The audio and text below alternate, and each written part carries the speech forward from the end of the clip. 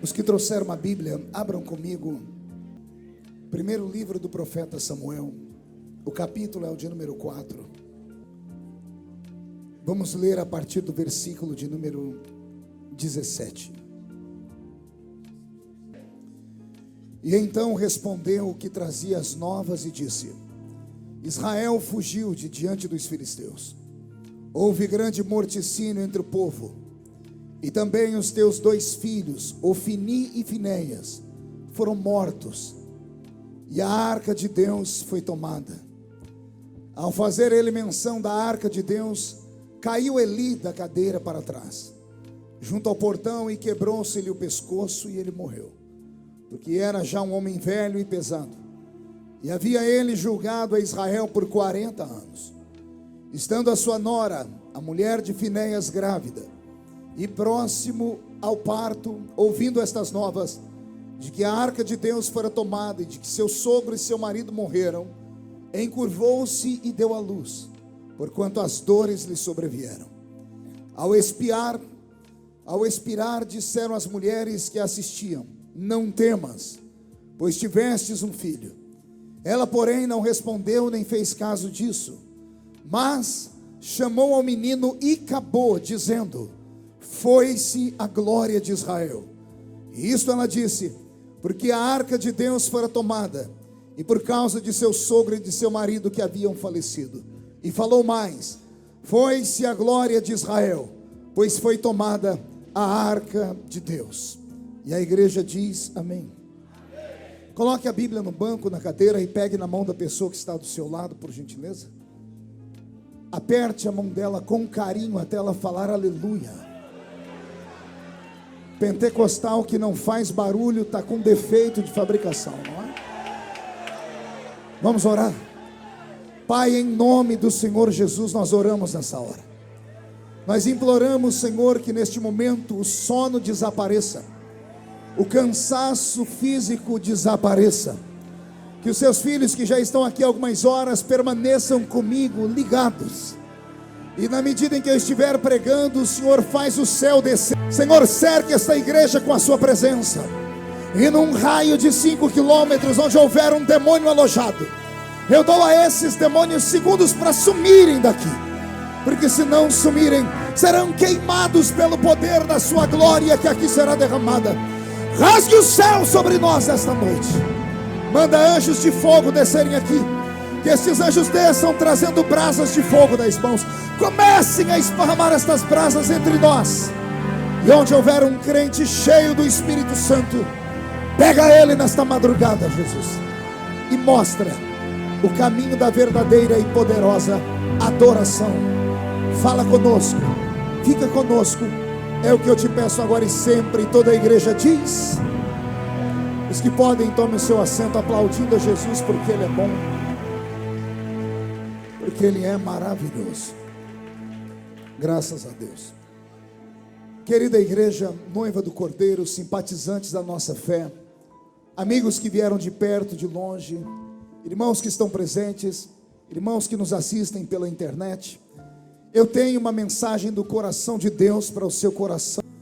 Queridos irmãos, o texto que eu li é um dos textos mais severos da Bíblia Sagrada. Eu era seminarista e nós tínhamos uma matéria chamada hermenêutica, que é a arte de interpretar a palavra. E o nosso professor, além de nos ensinar a arte da interpretação, ele tentava nos ensinar a pregar.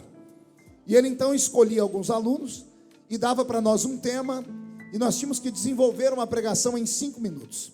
A pregação tinha que ter começo, meio e fim, e ainda fazer o apelo. Tudo isso em 5 minutos. E os meus amigos assembleianos eram cheios de talentos. Cada um encarnava um pregador. Eu tinha um lá que ele era igualzinho o pastor Gilmar Santos. Ele ia pregar e fazia assim: meu Deus. Tinha um que encarnava o pastor Gesiel Gomes, porque ele pode porque ele tem porque ele faz porque ele está porque ele é porque ele é, e aquelas coisas, né? E eu era o piorzinho de todos, porque o meu pulmão sempre foi muito pequeno, e eu não tinha extensão vocálica, e eu pregava do jeito que eu sabia. Eu pegava um texto, narrava o texto, e quando eu terminava, até o pastor, o meu professor, estava chorando. Mas ele agarrava o microfone chorando e dizia assim: se o Marco não fosse essa história de querer ser pregador, se fosse um roteirista de cinema, seria aplaudido, porque a mente dele é uma mente formidável, porque ele consegue guardar histórias e contar histórias. Aí ele disse: mas se você quer ser um pregador de verdade, pare com isso. Pregador prega, não conta. Me dava uma angústia. Eu subi um monte para orar um dia, eu falei: Jesus, por que eu não consigo pregar igual aos outros? E o Senhor disse para mim: se eu precisasse de 2 igual a eles, eu teria feito 2.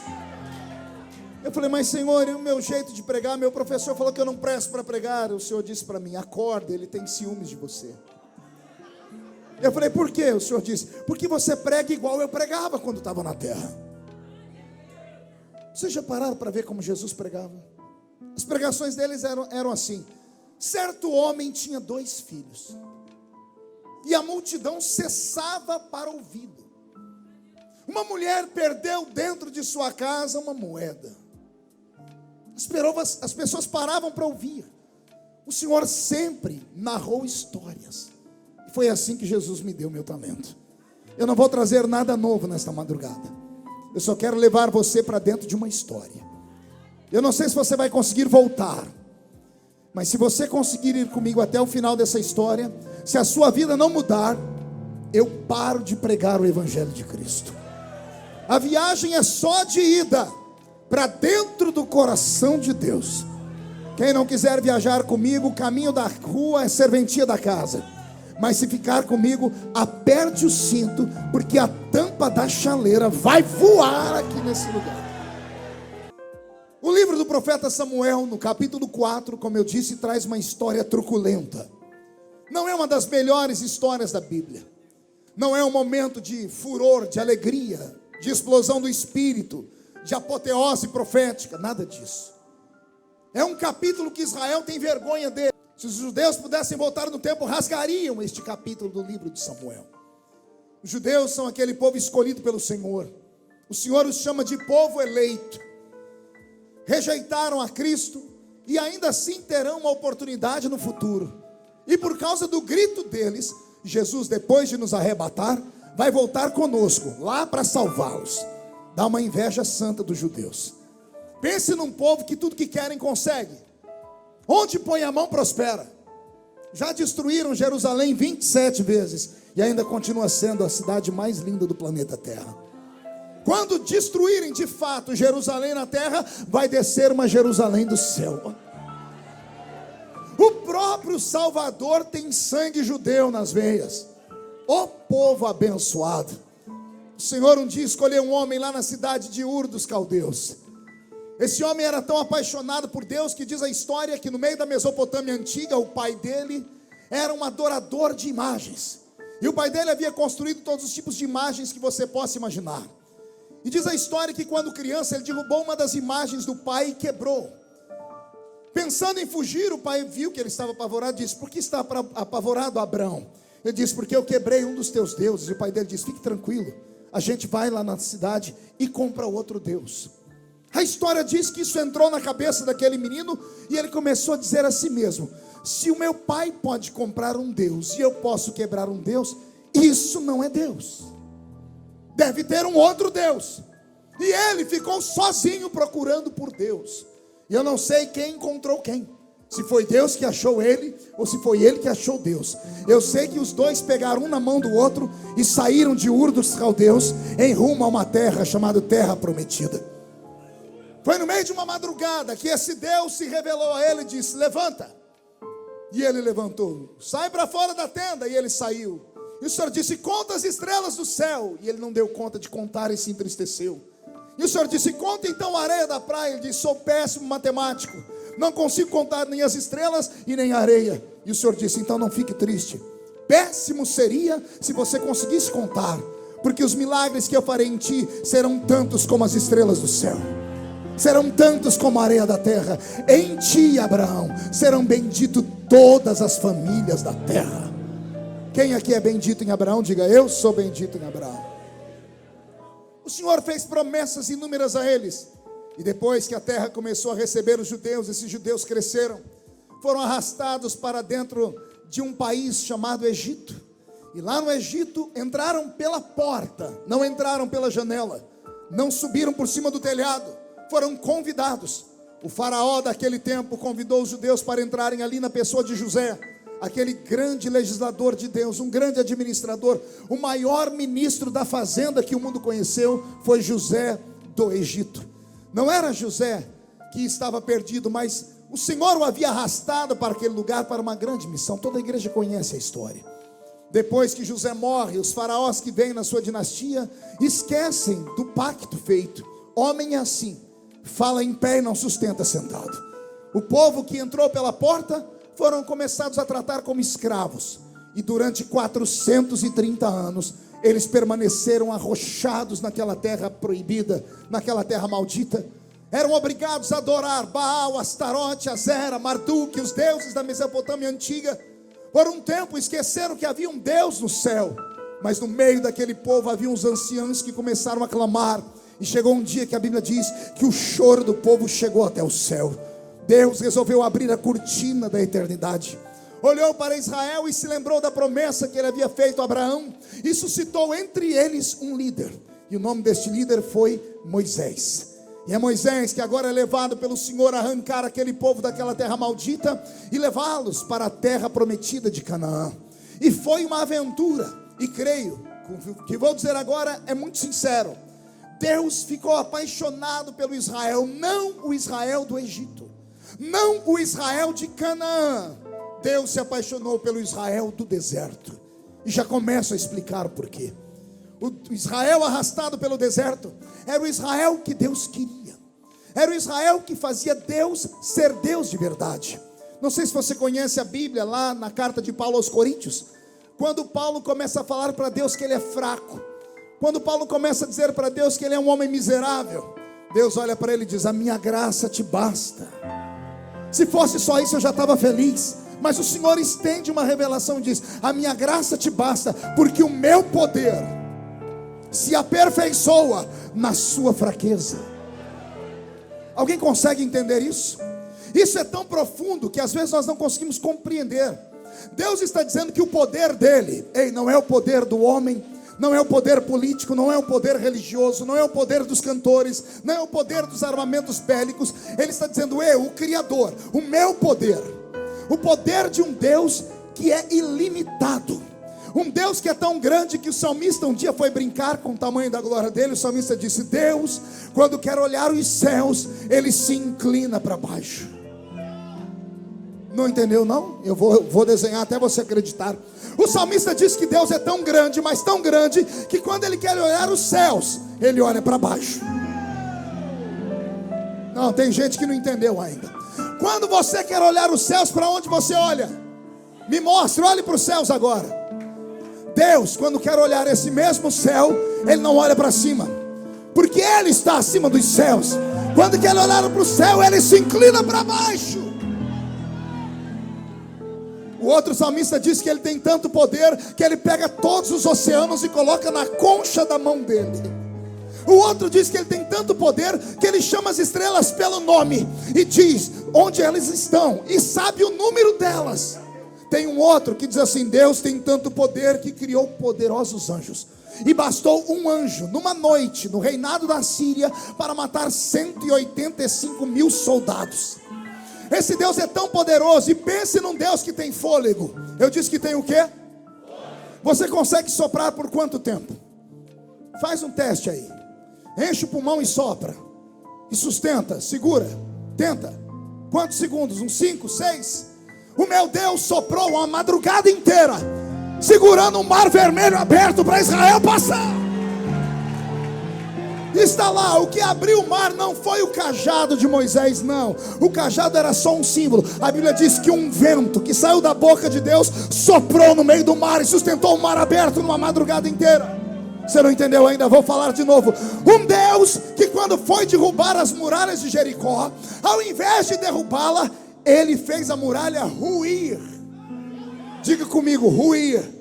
Acotovele o seu irmão, diga: não é cair, diga ruir. Pergunte para mim: o que é isso, pastor? Israel estava rodeando a muralha. Se a muralha caísse para trás, destruía a cidade, Israel não teria despojo. Se a muralha caísse para frente, mataria Israel. Aí a Bíblia diz que a muralha não caiu, ela ruiu. Sabe o que Deus fez? Deus empurrou a muralha no chão. Deus afundou ela com as mãos. Você ainda não entendeu? Eu vou te falar. O poder desse Deus. Um Deus que fez as moléculas de um machado de ferro se transformar em isopor só para flutuar em cima das águas. Esse Deus todo-poderoso, olha o que ele diz: o meu poder se aperfeiçoa quando você está fraco. Pergunte para mim, o que significa, pastor? Que ele só é Deus para aquele que precisa dele. Deus não pode ser Deus dos ricos, porque o Deus dos ricos é o dinheiro. Não precisam de Deus para isso. O que eu vou falar agora é muito apertado, mas eu vou soltar. Deus não pode ser Deus nem desses crentes que são mais santos do que Jesus. São mais santos do que Jesus, que podem julgar até os outros. Esses não precisam de Deus, porque eles são fortes o suficientes. Agora Deus só é Deus quando ele encontra um caído, um machucado, um fraco. E esse fraco diz: me socorre. Aí Deus diz: o meu poder se aperfeiçoa aí.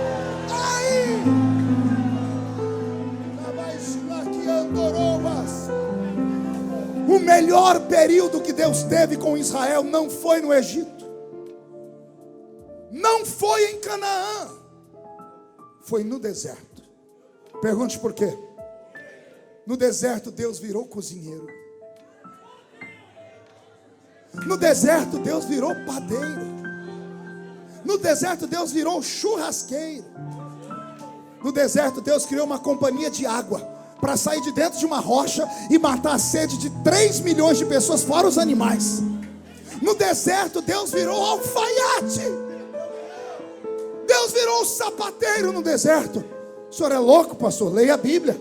A roupa não envelhecia, o sapato não furava, a comida não faltava, pão todo dia, 5 da manhã. O dia que eles enjoaram do pão, Deus fechou a padaria e transformou o céu numa churrascaria e fez cair carne na mesa dele.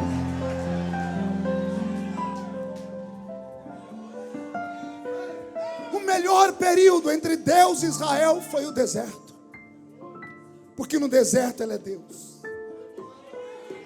O crente só conhece Deus no deserto. Se você está no deserto, não desespera não, dá glória. Porque no deserto Deus caminha contigo. Lembra daquela velha história dos passos na areia? É no deserto que está a areia. É você caminhando forte, você vê 2 marcas de pegadas. Aí a luta vem, a situação vem, tudo fica difícil. Você olha para trás, só tem uma marca. E você diz: Deus me abandonou. E ele grita: não, essas marcas aí não são suas, são minhas. Você está no meu colo, eu que estou caminhando, eu que estou conduzindo você pelo deserto. O melhor período de Deus com Israel foi no deserto. No deserto eles precisavam de Deus para não morrer durante o dia no calor do sol. Durante o dia o calor do deserto na península do Sinai chega a 54 graus. E o mesmo lugar à noite a temperatura cai para menos 10 graus. A falta de vegetação, a falta de oxigênio faz com que a temperatura oscile do inferno para o céu, etc. Durante o dia eles não morriam de calor, e durante a noite não morriam de frio. Olha que coisa linda. Os beduínos andavam embrulhados, até os olhos ficavam tapados. Os homens que moravam no deserto, magricelos, só sabiam comer mel silvestre e gafanhotos, a pele toda carcomida pelo sol. E Israel, 40 anos no deserto, andavam durante o dia como se estivesse dentro de um carro com ar condicionado. À noite tinha uma tocha de fogo em cima deles que aquecia o corpo deles. E quem sustentava a tocha acesa? O Senhor. Quem soprava a brisa como se fosse ar-condicionado durante o dia? O Senhor. Deus era Deus no deserto. Deus tinha aptidão no deserto. Deus nem dormia. Eis que não dormirá, nem tosquenejará o guarda de Israel. No deserto Deus ficou Deus de verdade. E lá ele cuidou deles. Bastou entrar em Canaã. Oh, desgraça. Colocar os pés na terra que manava leite e mel. A primeira coisa que fizeram, enfiaram a mão nas roupas antigas e começaram a tirar os pedacinhos dos deuses do Egito. imagem de Baal, Astarote, Azera, Marduque, imagens de deuses que eram meio homem, meio animais. O deus dos cananeus, Dagon, era meio peixe, meio homem. Um deus dos egípcios chamado Anubis era meio homem, meio cachorro. Israel, que agora viu que não estava mais no deserto, a terra dava para eles a comida, tinha água, tinha mel. Disseram: agora nós não precisamos mais de ti, tá bom, Senhor? O Senhor pode descansar e entrar de férias. Agora nós temos um pedaço de barro para a gente orar. O Senhor acendeu a sua ira e trouxe histórias terríveis. Quem já leu o livro de Juízes sabe do que eu estou falando. 270 anos. Quantos anos? 270 anos de humilhação. 270 anos se curvando diante de outros deuses. E quando eles se curvavam diante de outros deuses, Deus virava as costas, fechava o céu, não chovia. Vinham os inimigos e prendiam Israel. E o Israel, que agora está preso, lá na prisão, arrancavam as roupas, cortavam o cabelo, raspavam, jogavam cinza na cabeça, pegavam os deuses e ao invés de destruir, escondiam. E aí diziam: Senhor, tem piedade de nós. E Deus é Pai. Jesus disse: qual filho pedindo ao pai pão, o pai vai lhe dar pedra? Deus de costas ouviu o gemido e ele ia até virar. Quando ele viu o povo dele chorando, ele levantava os juízes. Levantou ele Baraque, Gideão, Sansão, Débora, Otoni. Ele levantou tantos homens para fazer a diferença naquela terra. E ele queria que esses homens levassem o povo a adorá-lo. E o povo até o adorava por 1 mês, 2 meses, 3 meses. Quando viam que as coisas equilibravam, trocavam Deus de novo. Foram brincando com ele. Acharam que o cálice da ira dele nunca se enchia. Pensaram que Deus era um Deus que tinha uma legitimidade de paciência eterna. Mas o Senhor deu uma lição neles que dói até hoje. O Senhor disse: a minha misericórdia dura para sempre. Mas quando o povo é obstinado, eu retiro a minha mão e entrego eles na mão dos inimigos. Por 270 anos Israel tombou. Chegou uma hora que Deus lavou as mãos dele. Chegou um período em Israel, e você já ouviu muita gente pregar sobre isso, que havia pessoas na terra que serviam uma religião morta. O sacerdote mais famoso daquele tempo era Eli. Os seus 2 filhos eram Ofni e Finéias, 2 sacerdotes, filho do sumo sacerdote. O sacerdote ali por 50 anos foi sacerdote em Israel, e ele fez um bom trabalho. Sentou naquela cadeira e ele ficou muito gordo. Ele perdeu o controle dos filhos. E os 2 filhos dele começaram a cometer pecados grosseiros. Pecados que para os olhos normais, algum vai dizer: não, isso é normal. Os judeus daquela época haviam criado a lei dada pelo Senhor. Todo sacerdote só vai comer daquilo que ele retirar de dentro de um tambor com carne cozida. Os sacerdotes tinham um garfo de 3 pontas. A presença de Deus na vida deles era dada assim. Eles só podiam comer aquilo que Deus dava a eles. Eles pegavam aquele garfo no final do dia, fincavam naquela panela, e o pedaço de carne que trouxesse era a comida deles e das famílias deles. Mas a Bíblia diz que Ofni e Finéias não queriam carne cozida, queriam carne assada. Pastor, é pecado comer churrasco? É claro que não, bocó. Mas naquele dia Deus criou aquela lei para eles. Deus estendeu a lei e disse: não é para fazer. Por mais estranho que fosse, Deus só queria a obediência. Mas eles não queriam obedecer. A Bíblia diz que as mulheres vinham ao santuário para trazerem ofertas. Ofni e Finéias as arrastavam para dentro do santuário e as estupravam e violentavam. O pai via e não fazia nada. Começou a fazer vistas grossas. A situação é tão terrível em Israel nesse período que as mulheres não conseguem dar à luz a filhos. E tem uma mulher estéril que se torna muito famosa nessa época, e ela não está na Bíblia apenas por estar.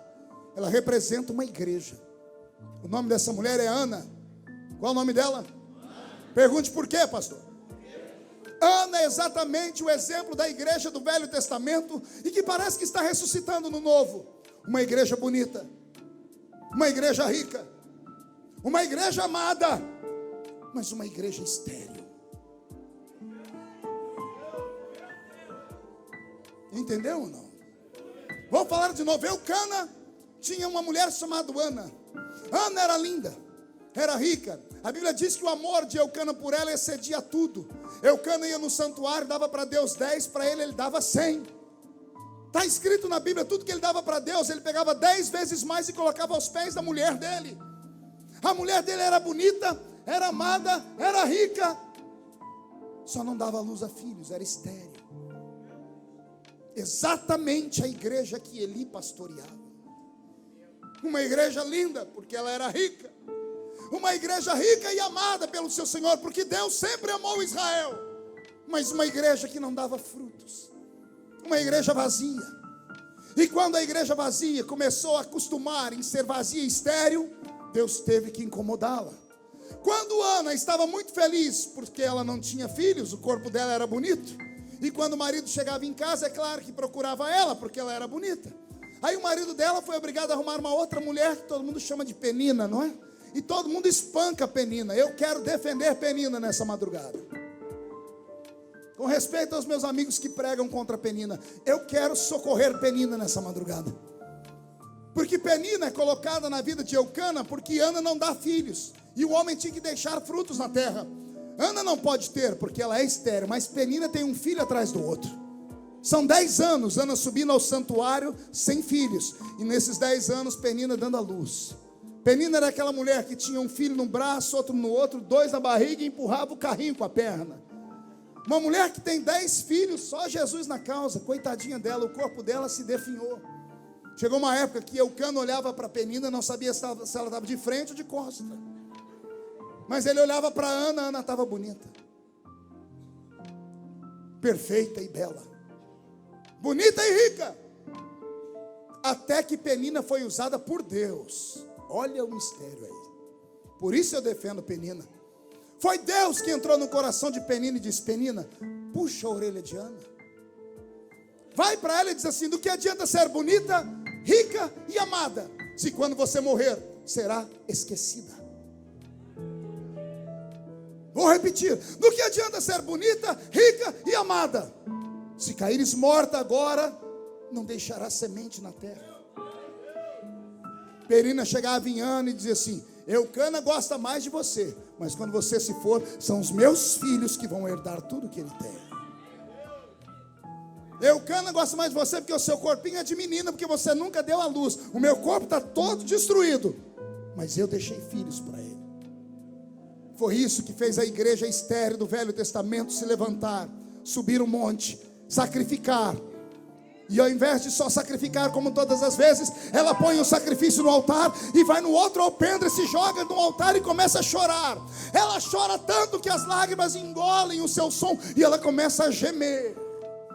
E é o gemido dela que faz Eli, que vem comendo uma coxa de frango, porque ele era muito gordo, só comia um homem. Ele vem com aquela coxa de frango cheia de gordura na barba, ele vê a mulher. Ele está tão cego que ele pergunta para ela: isso é a hora de você estar bêbada aqui? Qualquer um ia embora e desviava daquela igreja. A Ana não.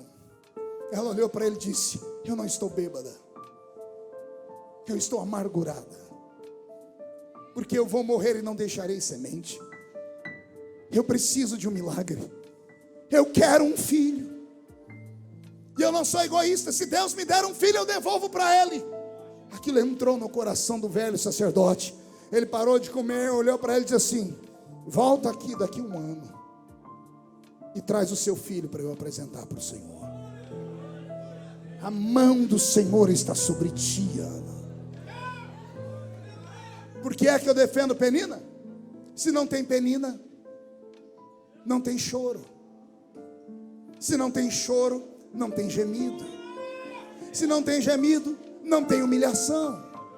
Se não tem humilhação, o sacerdote não vai lá.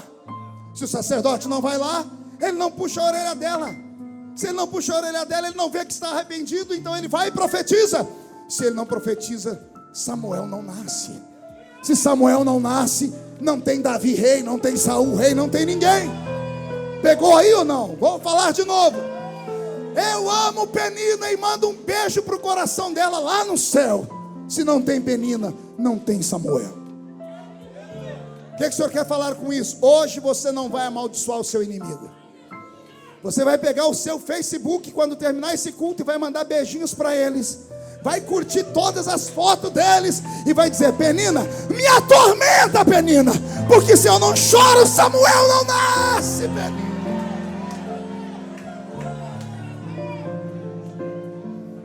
Até aí tudo bem? Estamos crescendo. Samuel nasce, Penina devolve ele para o Senhor. Ele é colocado dentro do santuário. A situação de Israel era tão triste que não havia um justo naquela terra. Nem as crianças estavam puras. Deus, para trazer um avivamento, fez uma estéril dar à luz. O menino é desmamado, não vê o mundo, é entregue no altar. Ele vive dentro da igreja. Ele cresce e fica dentro da igreja por 15 anos. Quantos anos? Não ouvi. Só que aí tem um versículo na Bíblia que eu não consigo entender. Porque a Bíblia diz que o menino cresce no santuário. E uma madrugada ele escuta uma voz. E a voz diz assim: Samuel, Samuel. E ele levanta, chega no sacerdote, o sacerdote diz: você comeu demais, vai dormir. E a Bíblia explica: Samuel não conhecia o Senhor.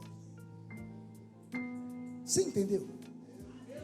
Como é que alguém criado dentro da igreja, pastor, 15 anos dentro da igreja sem conhecer o mundo, servindo o sacerdote, matando os animais, fazendo orações, fazendo prece, acendendo candelabro. O menino trabalhava lá no santuário, mas não conhecia Deus. Ô raça de crente do século 21. Crentes, para quem eu estou cansado de pregar. Eu prego tem 30 anos. Preguei em quase 80 países do mundo e quase 4.000 cidades do Brasil. E eu estou ficando ranzinza e chato. Já não aguento mais pregar para esses crentes que vêm para o culto como se estivesse vindo para um teatro. Vem para o culto como se estivesse vindo para um cinema. Vem, quando eu começo a falar, cruza os braços, as pernas, começa a mascar essa desgraça desse chiclete. Põe a mão no queixo, olha para o céu e filosofa. To be or not to be, that's the question. Ficam vendo se eu estou ou se eu não estou crente mais. Quando termina o culto, reúnem lá fora com meia dúzia de crentes que tem a língua maior do que essa gravata, para falar: olha, ele está mudado. O homem não tem mais unção, não tem mais graça, não tem mais isso. A cantora desafinou na segunda estrofe. Que Deus te pegue nessa noite, seu crente morto.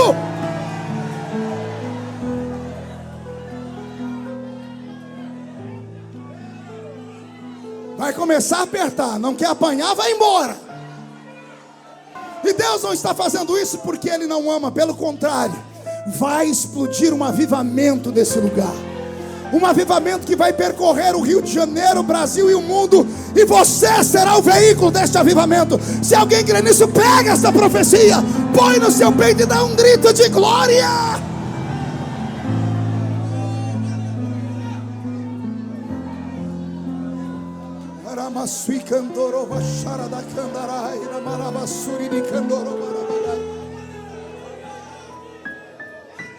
Deixa eu te fazer uma pergunta. Se o sumo sacerdote está cego, se os filhos do sumo sacerdote estão desviados, me diga como está o povo. Me fale. Minha mente às vezes não consegue entender. Se o líder espiritual estava cego e os dois que o substituíram estavam em pecado, como estava o povo? Todo mundo diz que nós estamos em avivamento no Brasil. Não existe uma mentira maior do que essa. Eu, ignorantemente, falei por muito tempo: estamos em avivamento. Até que eu comecei a olhar com outros olhos. Todos os países do mundo que houveram avivamento, a nação mudou. Não existe um país mais corrupto do mundo do que o Brasil. Não existe um país do mundo onde se mate mais crianças por aborto do que no Brasil. Quase 1 milhão de abortos por ano. 60 mil assassinatos por ano, maior do que a guerra da Síria. Em cada esquina tem um menino drogado. Um governo miserável que tenta botar na cabeça das pessoas que o aborto é normal, que tudo aquilo que a Bíblia condena, eles dizem que é normal. E nós falando que estamos em avivamento, aonde? Não, pastor, a gente ajunta 100, 200, 300 mil pessoas. Para quê? para pular igual canguru nas costas dos outros, para botar uma faixinha na cabeça com o nome do cantor principal. Dia desse eu cheguei no quarto da minha filha, lá no quarto dela tinha um pôster de um cantor gospel. Eu falei, o que é isso, minha filha? Ah, papai, foi o cantor que eu fui no show dele. Olha lá, ele deu até um beijo na foto. Eu falei, filho do cão com a pomba gira. Quando eu aceitei Jesus, entraram no meu quarto e arrancaram a foto do Chitãozinho Chororó. Entraram no meu quarto e tiraram a foto lá do Sérgio Reis. Eu gostava de música sertaneja e me falaram, não é para ter imagem de escultura no seu quarto. Aí agora os nossos filhos adoram cantores, adoram pregadores. Está tudo virado. Está tudo virado.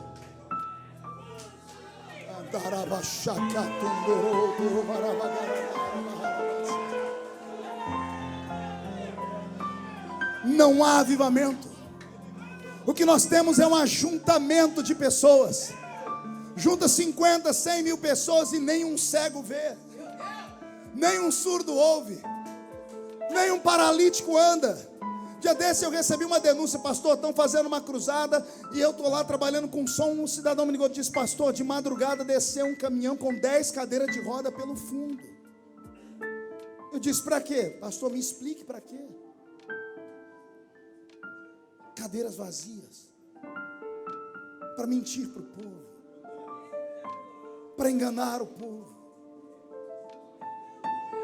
Avivamento não tem a ver com quantidade. Avivamento tem a ver com qualidade. Explica essa qualidade, explico. Entra um na cadeia e 2.000 se converte. Entra um no Congresso Nacional e vira o Congresso Nacional de cabeça para baixo. Vai acontecer com você. Não, você não pegou, perdeu a chance. Vou profetizar de novo. Vai acontecer com você.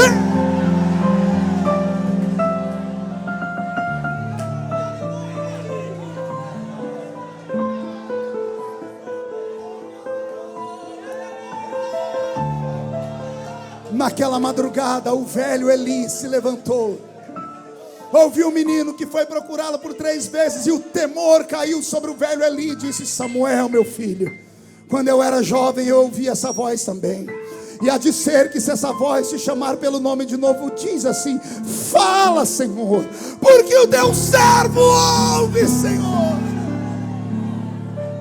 E assim aconteceu. Deus falou com Samuel, ele disse, eis-me aqui. E o Senhor disse, eis que eu te levanto para ser o fiel da balança em Israel. Trarei juízo àqueles que fazem o meu povo errar. Farei o meu povo viver um tempo de abandono, porque o homem só dá valor naquilo que perde. Vou repetir, o ser humano só dá valor naquilo que perde. E como é que foi que Deus fez isso? Capítulo 4 do livro de Samuel. Os filisteus se levantam contra os judeus. O atalaia que está em cima da muralha de Jerusalém olha com seu binóculo e diz assim, tem 10.000 filisteus esperando para a batalha.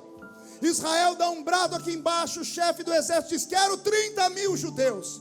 Quando os 30.000 começaram a marchar acima de 30 anos, quando abriu o portão e saiu o exército de 30.000 batendo o pé no chão, Israel inteiro vibrou. E as mulheres disseram, vamos preparar comida, a festa, porque não vai dar nem para o cheiro. São 30 contra 10. 30 contra quantos? 10. É 3 por 1. A batalha estava ganha, mas começou a dar tudo errado. Diz a história que um filisteu jogava uma lança, e a lança que era para acertar um, pegava 4. Uma flecha que era para acertar um, a flecha atravessava inteira e pegava o outro. De repente Israel fez uma contagem, pediram trégua, foram cuidar dos soldados e começaram a contar os mortos. Ofni e Finéias estavam lá no meio. Um olhou para o outro e disse, mano, nós temos que usar a arma secreta de Israel. A arma secreta, cotovela do seu irmão, diga, você tem ela? Diga, cuidado, ela pode falhar. Eles entraram no santuário e falaram, pai, estamos perdendo a batalha, precisamos empolgar os soldados, só tem um jeito, empresta a arca da aliança. Botaram a arca da aliança nos ombros. uma caixa de madeira pintada de ouro com 2 querubins em cima dela. Israel estava com a história atrelada a esta arca. Com esta arca nos ombros, os sacerdotes abriram o rio Jordão.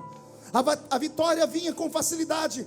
Ofni e Finéias entram no meio do arraial dos judeus com aquela arca. Quando o sol bateu em cima dela, os jovens que só conheciam de ouvir falar, repita comigo, só conheciam de ouvir falar. Acotovela o sermão de novo e diga: chega de lendas. Quando viram aqueles querubins, a boca miúda começou a dizer: esta é a arca, é uma arma secreta. Quando ela chega, a vitória chega. E o povo foi se empolgando. Os doentes começaram a gritar, e os vivos também. Israel deu um brado tão alto que os filisteus ameaçaram correr.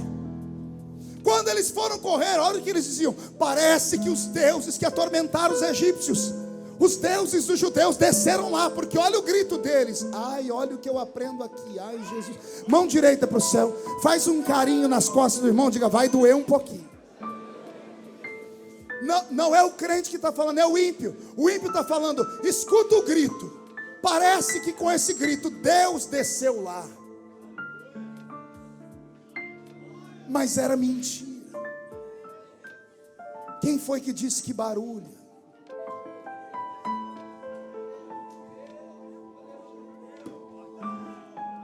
Quem foi que disse que gritos, pulos, significam que Deus está ali? O inimigo quase fugiu, mas alguém disse: não, vamos encarar, não somos covardes. E partiram para cima de Israel. Mataram todos, menos um. Dos 30.000 soldados, pastor, sobrou um soldado da tribo de Benjamim. Olha como os filisteus foram sagazes. Escolheram a menor tribo de Israel, a tribo mais nova, que era a tribo de Benjamim, o último filho de Jacó. Deixaram um vivo, mataram todos.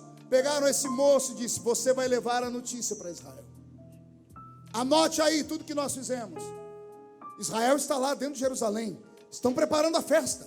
Eles acham que 3-1 a vitória está ganha. De repente, o atalaia que está no alto da muralha, ele pega a trombeta para tocar, porque ele olhou pela luneta. Haviam 2 trombetas penduradas do lado do atalaia: a trombeta da alegria, da vitória, e a trombeta da derrota. O som dela era em dó menor. Me dá um dó menor. Depressivo. Israel entendia o som. Quando o atalaia tocou a trombeta, alguém aqui embaixo deve ter olhado e dito: você não errou a trombeta. E o atalaia diz: não. E tocou um som de tristeza. Parou a festa. As mulheres que estavam fazendo a comida deixaram a comida de lado. Os velhos vieram para o centro da cidade. Quando o portão de Jerusalém abriu, as pessoas esperavam entrar por ali os soldados sobreviventes com a vitória. E dos 30.000 que saíram, entra um soldado, se arrastando, da tribo de Benjamim. Ele passa no meio da multidão, e o silêncio toma conta de Israel. Ele senta em uma pedra. Os velhos se aproximam, perguntam para ele o que aconteceu. Vou deixar ele falar. E então respondeu o que trazia as novas: houve grande morticínio entre o povo. Ofni e Finéias foram mortos, e a arca de Deus foi tomada. Quando essas palavras entraram no coração do povo, os jovens não entenderam. Os velhos se jogaram no chão, rasgaram as roupas, raparam a cabeça. Os jovens chegavam nos velhos, diz a história. Flávio Joséfos, contando essa história em detalhes, diz que os jovens, os netos, os filhos chegavam nos vovôs e diziam: vovô, não fica assim. E o vovô gritava: levaram a arca. E os jovenzinhos diziam assim: a gente faz outra, a gente faz de ouro. Não chora, vovô, foi só uma joia que foi levada embora. E os velhos choravam mais alto, porque aquela geração não conhecia o Senhor. Aquela geração não sabia nada de arca da aliança. Para eles era uma caixa de joias, mas não era a caixa de joias. Alguém lembra o que tinha lá dentro? Alguém lembra o que tinha dentro daquela arca? um vaso de ouro com maná. A vara de Arão que havia florescido, e as tábuas da lei escritas com o dedo de Deus, os 10 mandamentos. Os jovens não entendiam, mas os velhos entendiam. Quando o menino gritou, a arca foi embora a lei, foi embora o maná, foi embora o vaso de ouro, foi embora a vara de Arão que floresceu. Pastor, o que significa tudo isso? Escute com o ouvido da alma. Quando a arca vai embora o maná, a palavra revelada que vem do céu. As igrejas não têm mais pregações ungidas, são pregações fabricadas em computador. São pregações que encantam todos os homens que param para ouvir. As pessoas ouvem e dizem assim: meu Deus, meu pastor não é um pastor, é uma máquina fluente de falar. Tudo que ele fala enche a cabeça, mas não toca a alma. Vou repetir: falam bonito, mas não toca aqui. Quando o maná vai embora o vaso de ouro. Pergunte o que é o vaso de ouro. Quando Eliezer foi buscar Rebeca para trazer a Isaac, amando de Abraão, Eliezer representa o Espírito Santo que foi preparar a igreja para trazer para o único filho de Deus, que é Jesus.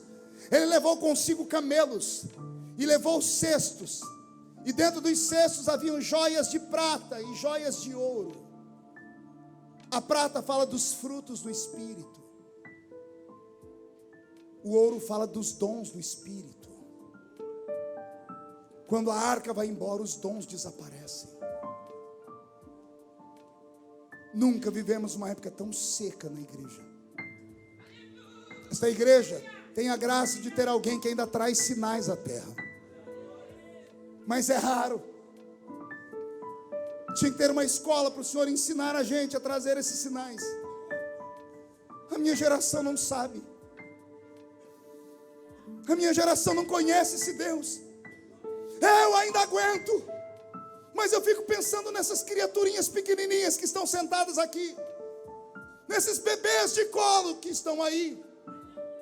Se Jesus não voltar dentro de 10 anos, em que igreja eles vão congregar? Eu vou fazer a pergunta de novo.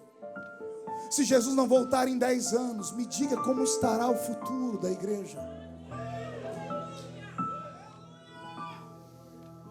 Quando a arca vai embora as tábuas da lei, não tem mais doutrinas, não tem mais ensinamentos, não tem mais revelação, não tem mais quem use o cajado, não tem mais quem ensine o caminho. Vale tudo e um pouco mais. Se prega um evangelho da conveniência, se prega o evangelho do amor livre, um cristianismo sem cruz. Os crentes não vêm à igreja para serem curados, vêm à igreja para ouvirem algo que mexa na alma deles. Eu vou para o culto hoje porque eu estou caidinho, eu preciso que alguma coisa me coloque de pé. Os crentes querem palavra de autoajuda. Quer autoajuda, não vem à igreja. Vai numa banca de revista e compra um livro do Dr. Lair Ribeiro. Compra um livro desses homens que dão aulas de autoajuda. A igreja não precisa de autoajuda, a igreja precisa de ajuda do alto. A igreja precisa que o céu desabe sobre ela.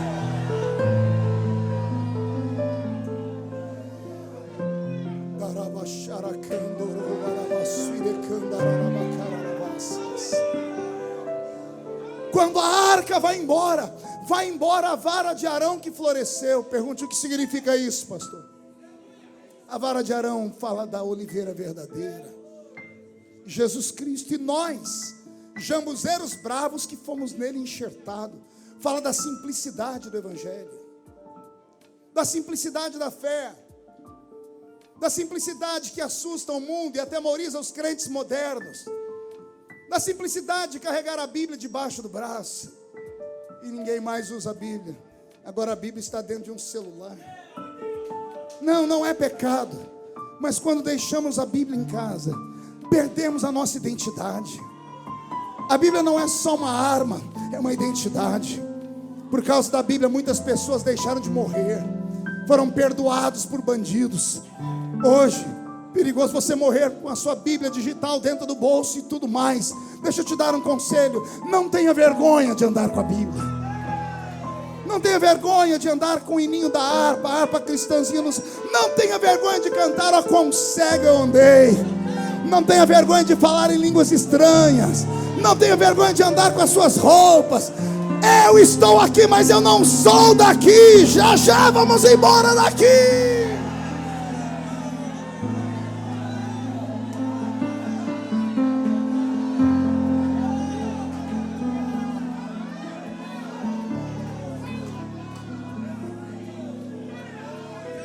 Quando a arca vai embora, os querubins de ouro vão embora também. Os guerreiros que protegem a igreja, eis que o anjo do Senhor acampa ao redor daquele que os teme e os livra do mal. Quando vai embora tudo. Deus olhou para Samuel e disse: Samuel, esse povo não me ama. Eles querem um Deus de barro, fiquem com ele. Eu vou embora. Aquela arca indo embora é um símbolo, era Deus dizendo assim: eu estou indo embora. Uma nação sem Deus, igreja sem culto, crentes sem unção, louvores que não tocam nada, palavras que não ensinam nada, ajuntamento de pessoas que não dão em nada. Deus foi embora. Um dia desses eu vi o meu Brasil nesse caos e eu olhei e falei: Senhor, o Senhor ainda está aqui. Parece que Deus se mudou do Brasil. Hoje nós já temos cerca de 20 milhões de brasileiros que não têm comida em casa. Hoje 2 milhões de pais e mães perderam o seu emprego. Se isso não é o peso da mão de Deus, é o quê? Será que não é Deus dando um grito para a igreja do Brasil, dizendo: acorda? Porque Ele deixou na palavra: se meu povo orar e jejuar, eu ouvirei do céu, eu sararei a sua terra.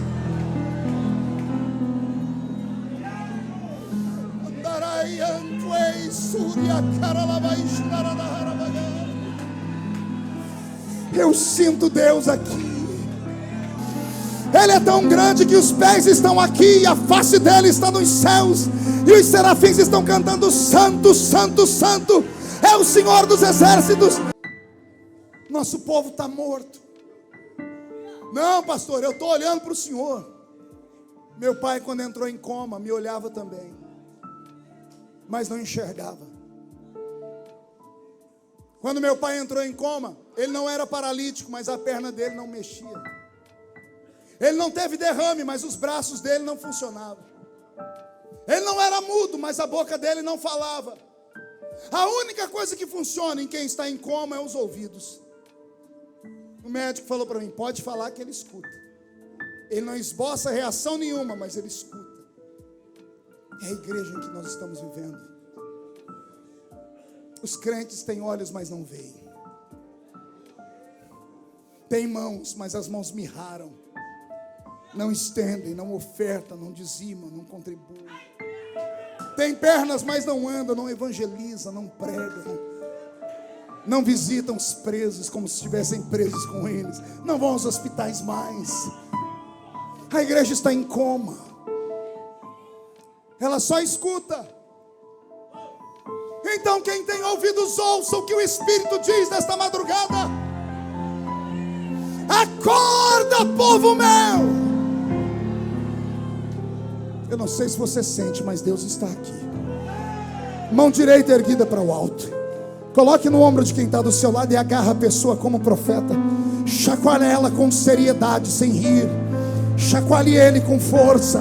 Diga: Deus te trouxe aqui para isso. Chacoalhe ele.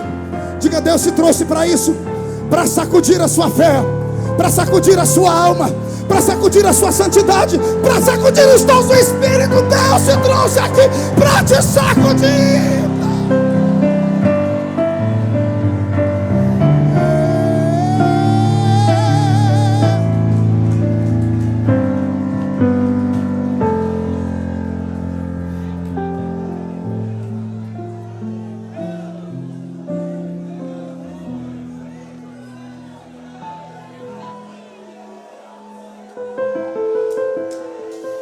houve grande morticínio na terra. Ofni e Finéias, os sacerdotes morreram.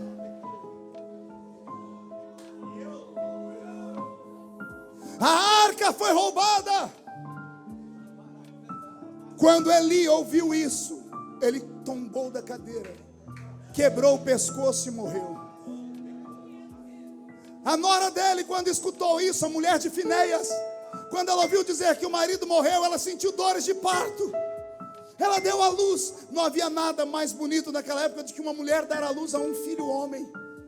Colocavam nome nos filhos, um nome que adoravam a Deus: Daniel, Ezequiel, Samuel, nomes de exaltação. A parteira olhou para a mulher em prantos e disse: Deus levou o seu marido, mas te deu um filho. Põe um nome bonito nele. E ela disse: o nome do meu filho vai ser Icabod. Toda vez que olharem para o meu filho, vão se lembrar que um dia a glória de Deus foi embora dessa terra. Icabod. Alguns anos atrás eu estava pregando na Inglaterra. E eu cheguei num templo muito lindo que fica no bairro do Kensington.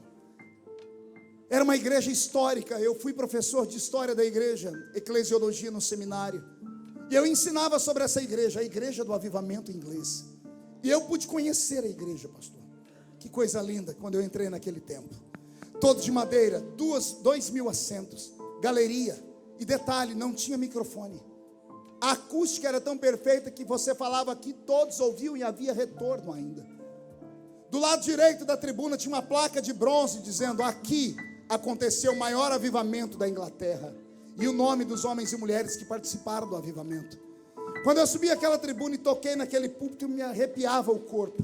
Na parede da igreja tinham nomes com placas bem gigantes, de pregadores que pregaram ali. Vê se você se lembra de algum desses. Jonathan Edwards. Já ouviram falar dele? O pregador de um único sermão. Só teve um sermão na vida: pecadores na mão de um Deus irado. Diz a história que enquanto Jonathan Edwards pregava, as mulheres, as crianças e os homens levantavam os pés, porque sentiam o inferno embaixo deles, dentro da igreja. Estava lá Charles Finney, um homem mais ímpio que aquela terra conheceu. Até que um dia ele foi vencido pelo Senhor, e no quarto ele disse: tu me usares, serei um homem santo. Ele que bebia e fumava, parou de beber e fumar, começou a pregar. Chamaram ele um dia para ir numa fábrica de tecelagem. Ele foi entrando, ele não pregava. As pessoas começaram a olhar para ele e começavam a cair no chão. Tibum, tibum, tibum. Ele parou uma fábrica dentro da Inglaterra com a presença dele, sem falar nada. Spurgeon, John Wesley, todos esses pregaram naquele santuário. E agora eu estava ali, na igreja histórica. Um sininho tocou. O irmão que estava comigo me arrebatou, me levou para o banco e disse: vai começar o culto. Era o culto de Santa Ceia, domingo de manhã, maior culto da igreja. A igreja lotada de bancos vazios. 6 velhos sentados na nave da igreja. Aí chegou o pastor para pregar. O pastor usava uma bata, parecendo uma roupa de padre. Ele chegou com o sermão dele escrito em 12 páginas. Já velho, veio carcunda, chegou no púlpito, pediu para o povo ficar em pé, fez uma oração, cantou um hino fúnebre. Fez uma oração fúnebre. Abriu o sermão dele e começou a ler. Quando ele virava a página, ele parava para escarrar e tossir. E lia. Mais uma vez, 12 páginas. 1h30 de nada. Serviu a ceia para aquela multidão de 6. E eu e um amigo chamado Enoque estávamos ali. Eu não acreditava no que eu estava vendo.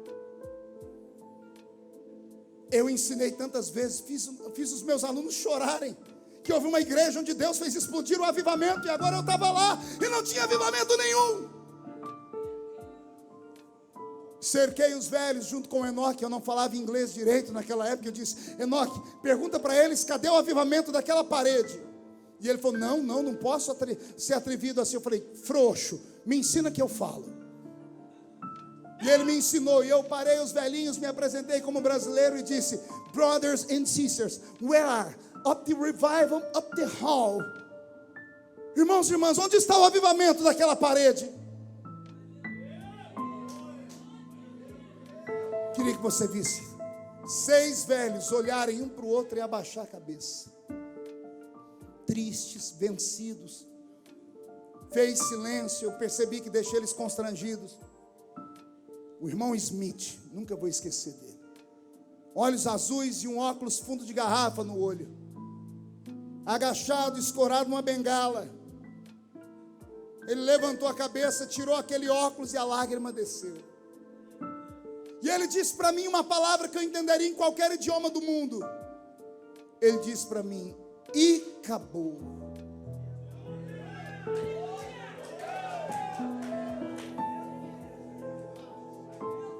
Você não pode sentir o que eu senti porque você não viu o que eu vi. Ele começou a me explicar o que aconteceu. Ele levantou os 2 braços e começou a fazer assim como uma ave. E o Enoque começou a interpretar o que ele falava. E ele dizia para mim: lembra do Espírito Santo, a pombinha? E eu disse: yes. E ele falou: não voa mais aqui.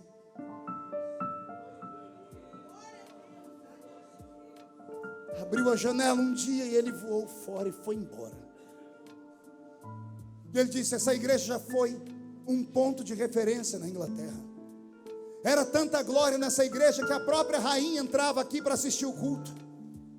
Ele disse que um dia o pastor era tão ousado que quando a rainha entrou, todos ficaram de pé. E ele disse: rainha, tu és rainha da Inglaterra, mas aqui dentro não. Aqui nós temos o rei dos reis. A notícia esparramou, foi parar nos jornais. Os artistas daquela época, as pessoas de teatro começaram a ir para a igreja. A igreja começou a insuflar de pessoas ricas e importantes. E quando a igreja ficou famosa, fizeram uma reunião e tiraram o pastorzinho velho. E trouxeram um jovem pastor que havia estudado em Harvard. Um inglês que foi estudar na América do Norte com os melhores teólogos do seu tempo. Um cara bonito, boa pinta, sabia falar bonito, tinha carisma. E agora ele é o pastor da igreja. O irmão Smith disse: eu era criança, deitava debaixo do banco para assistir culto com a minha mãe. Eu me lembro quando aquele jovem começou a pregar. Levantou um profeta no culto, ele parou de pregar e disse: por onde passou o Espírito de Deus? Que ao invés de falar comigo, que sou o anjo da igreja, foi falar contigo, mulher. Quieta e senta. Ele disse: nunca mais se levantou profeta da igreja. Tudo que era errado passou a ser certo. Os cultos de glória foram tomados por cultos de prontidão e exatidão. Não havia mais manifestações, era pecado fazer barulho. Era vergonhoso, porque as pessoas ricas da Inglaterra estavam ali dentro. As arrecadações eram altíssimas. Mas o Espírito foi embora. Ele disse: só sobrou nós 6. Começaram a chorar. Você nunca viu uma igreja morrer, né? Eu vi. Eu agarrei eles na minha simplicidade brasileira, comecei a orar e chorar. Quando eu fui orando, chorando, o Senhor me tomou em línguas. Quando eu comecei a orar em línguas, eles perguntaram para o Enoque o que ele está falando, porque o Enoque parou de me interpretar. E ele disse: isso não dá para interpretar, não é da terra, é do céu. Os velhos começaram a se confabular. E o Enoque disse que eles olharam para o outro e disse: porventura não falávamos isso quando éramos crianças? Quando éramos crianças buscávamos isso. E eles começaram a chorar ajoelhados. E o Senhor desceu naquela igreja. E Jesus renovou aqueles 6 irmãos com o Espírito Santo. O culto foi até as 4 da tarde, pastor. Quando terminou o culto, na hora de ir embora, um deles me abraçou e disse: tem outros igual você?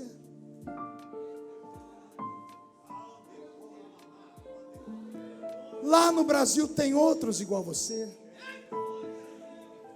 Aleluia. Escute isso. Uma nação rica e poderosa, um povo que não tem problema com dinheiro, com nada, olharam para um brasileiro nascido na Vila Tatu e perguntaram: tem mais igual você lá? Eu disse: por quê? Eles disseram: manda para cá. Manda para cá para nos avivar. Passe a Macedônia e ajuda-nos. Deixa eu perguntar, tem outros aqui? Vou falar de novo, tem homens e mulheres aqui que ainda conhecem Deus? Então por que você está me olhando com essa cara feia, parecendo que foi batizado num pote de vinagre? Por que você está me olhando com esse olho seco, parecendo olho de sapo que morreu no dia de enchente? Porque você está com essa boca travada, essa boca de aço, essa língua de ferro, esse queixo de concreto. Se tem crentes vivos aqui, toque em Deus, toque em Deus, toque em Deus agora, agora, agora, agora, agora, agora.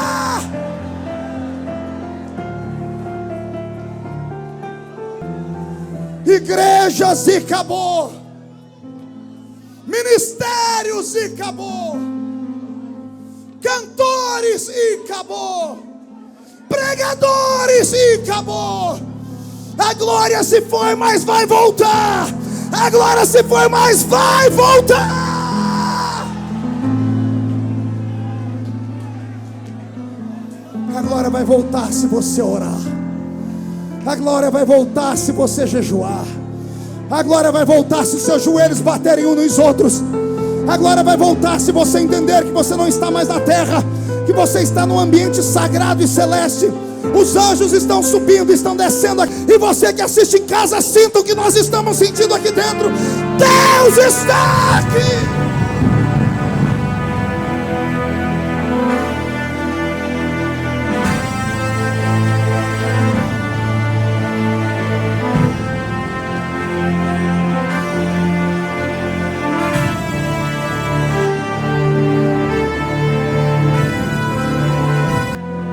O Senhor não me trouxe aqui para rever amigos.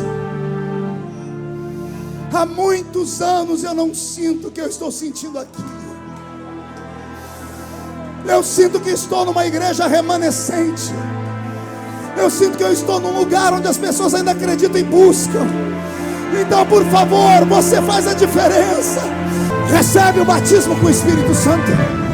O que é batizado com o Espírito Santo seja renovado agora. Recebe mais, recebe mais, recebe mais, recebe mais.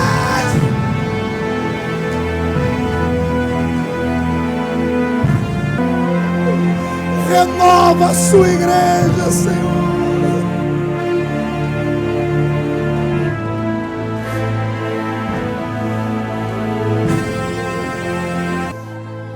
Houve uma explosão no inferno.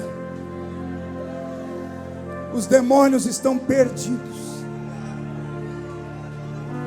Eu escuto barulho de espadas em cima do teto da igreja. Anjos e demônios estão degladiando. Os demônios não sabem o que aconteceu. Deus soltou uma bomba atômica no inferno. O clamor desta madrugada está subindo. Deus vai sarar a nossa nação.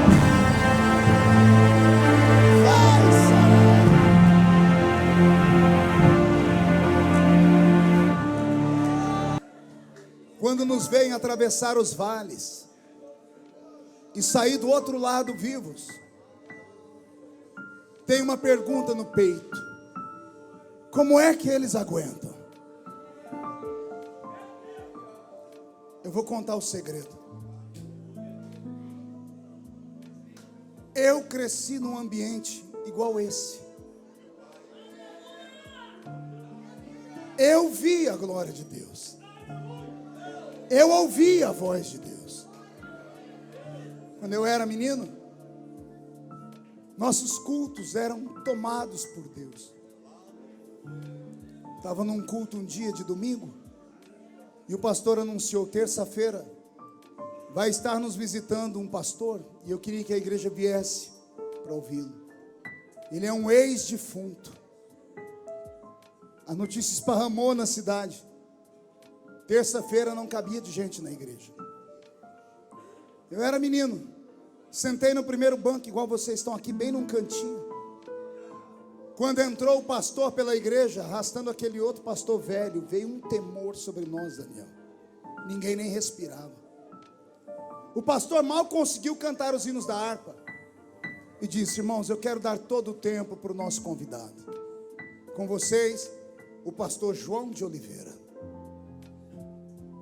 O velho João de Oliveira pegou o microfone, olhou para a igreja. O olhar dele transmitia Deus. Ficou em silêncio, enfiou a mão no bolso e tirou um papel. Amarelado, ele desdobrou o papel e disse: aqui está o meu atestado de óbito. E aqui está o nome dos 3 médicos que assinaram. Esse documento diz que eu morri. E ele botou na mesa, no púlpito. Ele enfiou a mão no outro bolso e tirou uma foto. E na foto tinha um homem dentro do caixão, com um algodão dentro do nariz e na boca, flores e véu.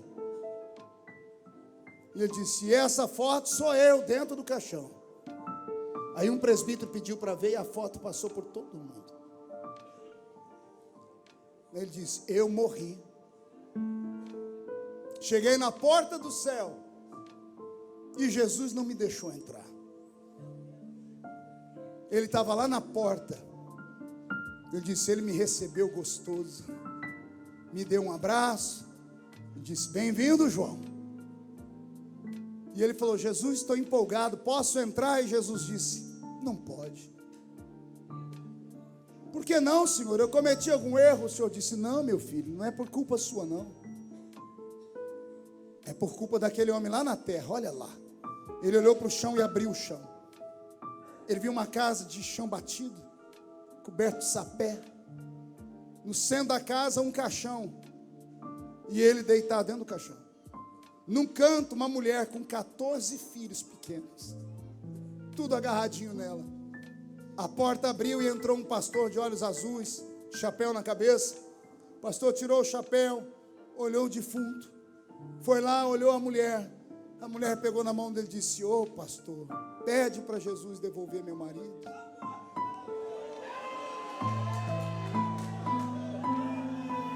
Eu tenho 14 filhos para criar. O nome do pastor era João Colenda. Fundou o Instituto Bíblico de Pindamonhangaba. Pai ou avô da pastora Rebeca, esposa do pastor Samuel Câmara, das Assembleias de Deus, lá de Belém do Pará. O velho João Colenda foi para perto do caixão, olhou o defunto, ajoelhou e botou a mão em cima da mão do defunto. Olhou para os irmãos que estavam lá naquele velório e disse: todo mundo dobra o joelho. E ele começou a orar. Ele disse que no céu não passava o tempo, mas na terra foi 4 horas de oração. E a oração era: Jesus, devolve o João de Oliveira. Aí o João olhava para Jesus, Jesus dizia: ô João, eu queria que você ficasse aqui. Mas olha o grito desse homem: Jesus, devolve o João de Oliveira. Ele falou que chegou uma hora que Jesus disse: João, outro dia você volta. Antes, aquele anjo vai te levar no inferno para você ver como é, e depois você vai para a terra. Quando o anjo pegou na mão dele, ele falou: Jesus, por que eu estou indo embora? E Jesus disse: porque a oração de um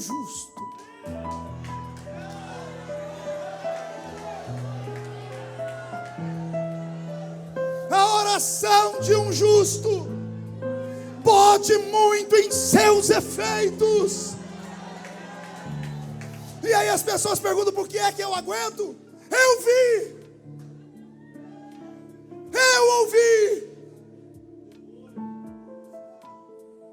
vi a irmã Sebastiana, que não sabia ler nem escrever, no culto de ceia, se levantar e dançar no espírito, e andar no meio da igreja de olhos fechados, bailando. Tocava nos crentes e passava, tocava no outro e passava, tocava nesse, agarrava e mandava ir para frente. Quando chegava lá na frente, o cidadão dizia: eu estou em adultério.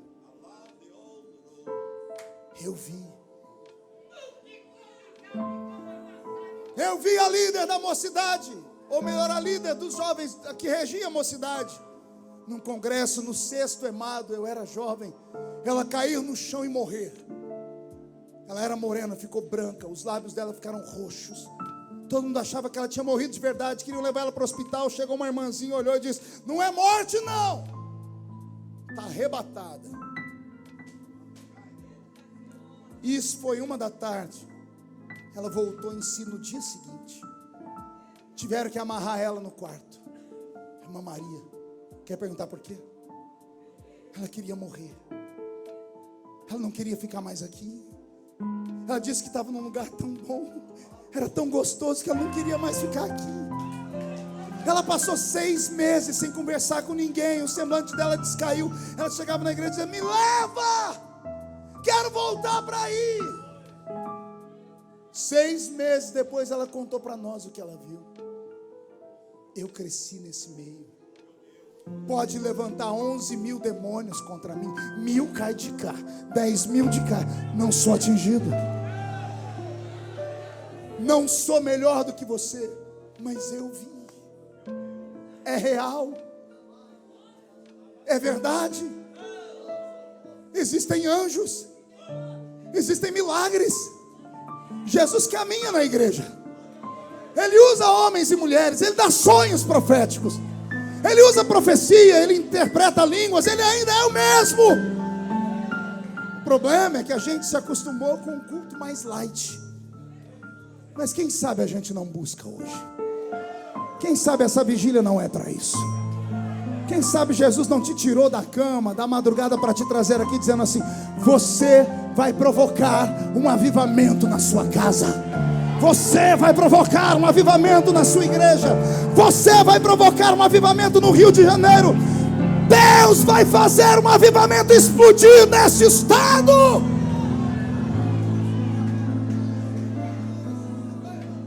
Alguém acredita nisso? A glória foi embora. 7 meses de oração. 7 meses cantando louvores sem sentir Deus. 7 meses sem ninguém pregar para eles. 7 meses depois, Deus levanta a voz de Samuel. Samuel vai e unge o rei para Israel. Seu nome era Saul. Saul não prestou como rei. Se preocupou com o povo, com o bem-estar do povo, com a riqueza do povo, mas não se preocupou com Deus do povo. Se perdeu. Aí Deus chama Samuel e diz: Samuel, quer que eu volte? Samuel diz: quero. Então levante um homem de coragem. Senhor, não tem mais ninguém com coragem como Saul. Não falo desse tipo de coragem. Não quero homens que veem só a carne. Eu quero que homens que enxerguem o mundo espiritual. Tem alguém aqui, Senhor? Tem um menino chamado Davi. Vai na casa dele. E nós ouvimos a história cantada aqui hoje. Ninguém senta na mesa até o menor chegar. Quando o menor chegou, o azeite foi derramado sobre a cabeça dele. E o Senhor o ergueu como rei. Sofreu demais. Saul queria matá-lo, mesmo amando ele. Depois que tudo terminou, quando Davi assumiu o trono de Israel, a primeira coisa que ele fez foi passar por Israel e ver que o povo estava triste. Mas o povo tinha dinheiro, tinha comida, tinha nação, tinha rei, tinha trono, tinha palácio. Mas o povo estava triste. E Davi começou a perceber que faltava uma coisa. Só Davi para perceber isso. Oh glória.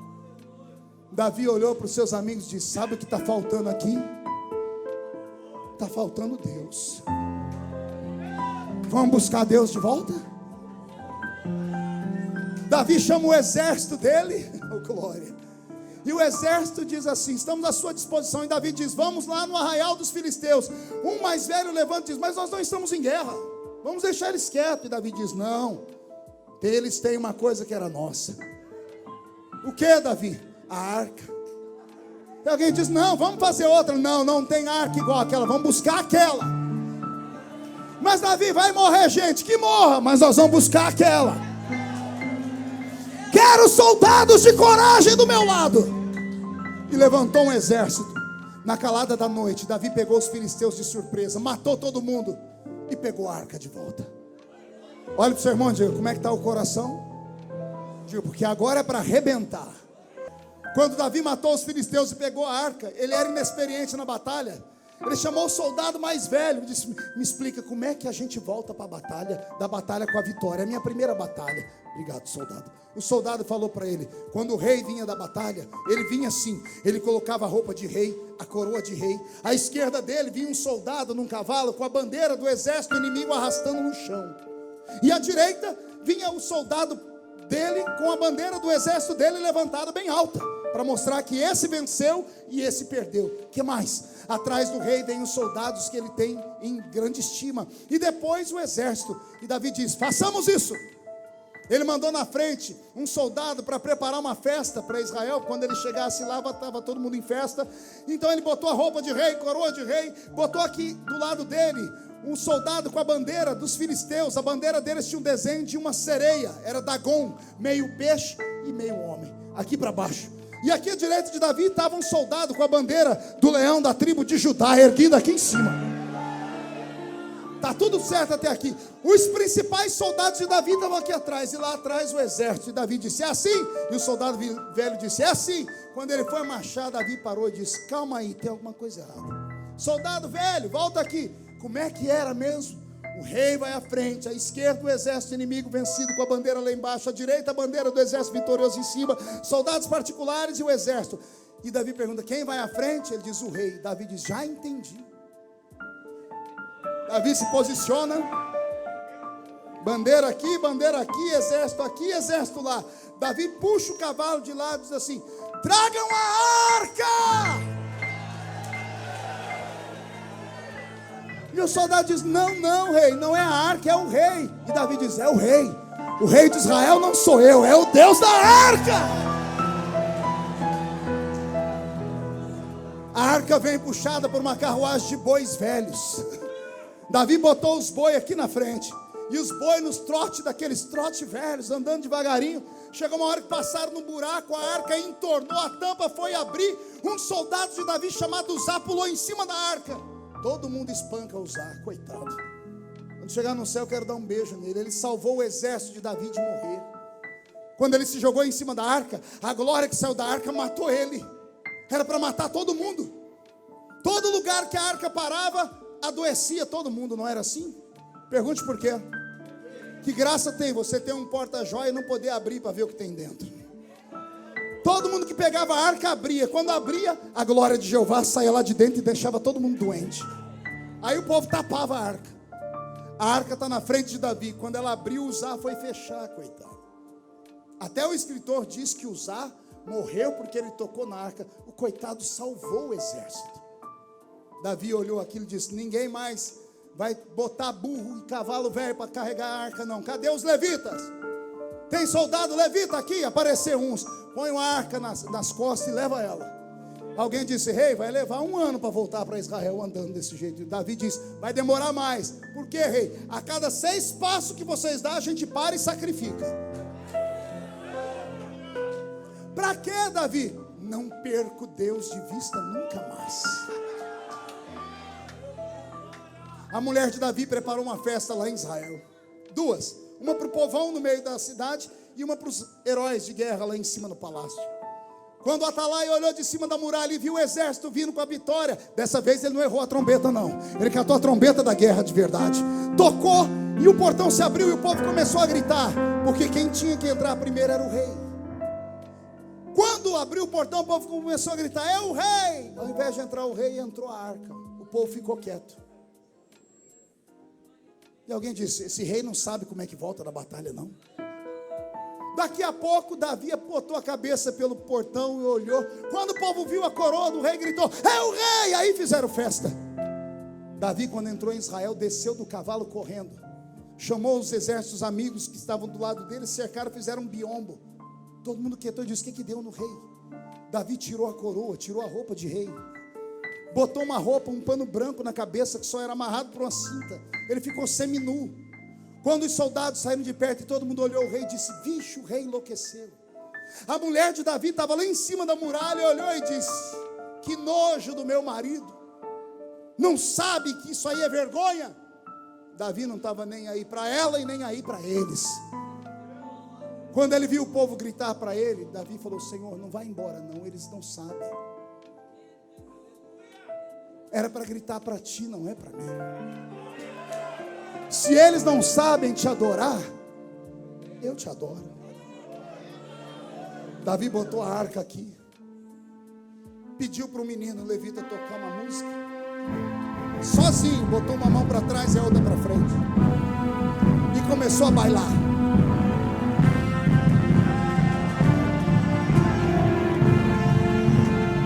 E foi dançando, foi balando. Cada vez que Davi dançava, parte do povo ria, a outra parte chorava. Os que choravam eram os velhos, eles entendiam o que Davi estava fazendo. Os jovens riam porque não entendiam nada. Os velhos diziam: ele está dançando para Deus. A mulher de Davi lá em cima ficou com nojo, mas Davi não estava dançando para ela, estava dançando para alguém que estava acima dela. Deus abriu a janela e olhou, só que para ver Davi ele viu Milca primeiro com nojo. Está com nojo do meu filho que me adora? Você nunca mais vai dar à luz, vai ficar estéril, porque quem não me adora fica estéril. Davi, não tem um homem igual a você. Peca, mata Urias, dorme com Batseba, mas é um homem segundo o meu coração. Foi me buscar quando todos tinham me esquecido. Se os santos não querem, vai você. Vai você, leproso, pecador, miserável, bandido, traficante, vai você. Vai buscar a glória, vai buscar Deus. A glória está voltando. Quem tem certeza disso, dá um salto e fica em pé. Murcha o barrigão, estufe o peito, olhe para o seu irmão e diz: você entendeu? Diga: Deus tem que voltar. Não, grita mais alto, diz: Deus tem que voltar. Tem alguém que acredita nisso? Feche os seus olhos. Ninguém vai sair antes da bênção apostólica. Ninguém saia. Eu cacei confusão com o diabo. Se sair lá fora é perigoso ele te pegar antes da bênção. Feche os olhos. Eu quero aqui perto de mim só homens e mulheres que têm coragem de dizer: a minha vida está e acabou. Já não canto mais, já não profetizo mais, perdi as línguas estranhas, estou vazio, preciso de Deus. Vem perto de mim, vem. Senhor Deus, eu oro pelo seu povo agora. Eu oro por esses que se ajoelharam. Eu oro por esses que estão em pé. Oro pelos que estão sentados. Oro pelos que estão assistindo deitados em suas casas. Oro por uma igreja que te ama. Uma igreja que não é perfeita, mas te ama. Uma igreja cheia de defeitos, mas que te ama. Uma igreja que se curva e te pede perdão. Uma igreja que chora e te pede misericórdia. Ouve a súplica do seu povo. O que o diabo levou, Senhor, devolve nesta madrugada. Abre a boca do profeta, unge os lábios do levita, devolve a unção da palavra, faz o seu espírito descer.